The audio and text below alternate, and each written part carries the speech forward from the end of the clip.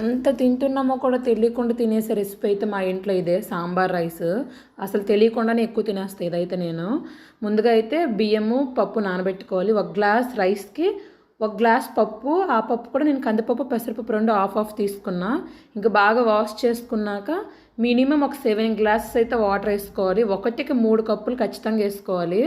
ఇంక నేనైతే 6 కాదు గానీ 7, 8 ఏసుకున్నా.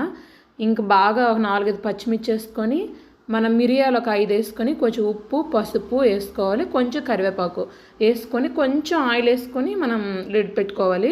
చింతపండు కొంచెం నానబెట్టుకున్నా. ఇంకా కూరగాయల ముక్కలు కూడా అన్నీ కోసి పెట్టుకున్నాం. మనకు సాంబార్ ఏ ముక్కలు వేసుకోవాలనుకుంటున్నాం అవన్నీ ముందు రెడీ చేసుకోండి.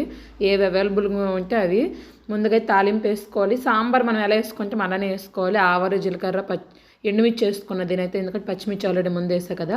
ఎండుమిర్చి, కొంచెం అల్లం కచ్చపచ్చగా దంచేసుకోవాలి, కొంచెం ఇంగువ, అవి కూడా ఎగాక కరివేపాకు, ఇంకా తర్వాత టమాటోస్.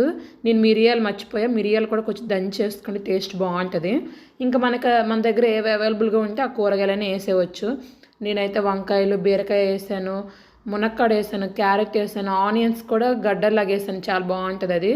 ఇప్పుడైతే ఉప్పు, కొంచెం కారం వేసుకోవాలి. పసుపు ఆల్రెడీ ముందు వేసాం అయితే అవసరం లేదు, కొంచెం వేసుకుంటే సరిపోద్ది. ఇంకా మనం అది లిడ్ పెట్టుకొని కొద్దిసేపు ఉడికించుకోవాలి. అయితే ఇది చేసుకున్నప్పుడే మనం ఏం చేసుకోవాలంటే వాటర్ కూడా కొంచెం పక్కన పెట్టుకోవాలి. ఎందుకంటే ఏదైనా థిక్గా వచ్చిందంటే వాటర్ కలిపేసుకోవచ్చు.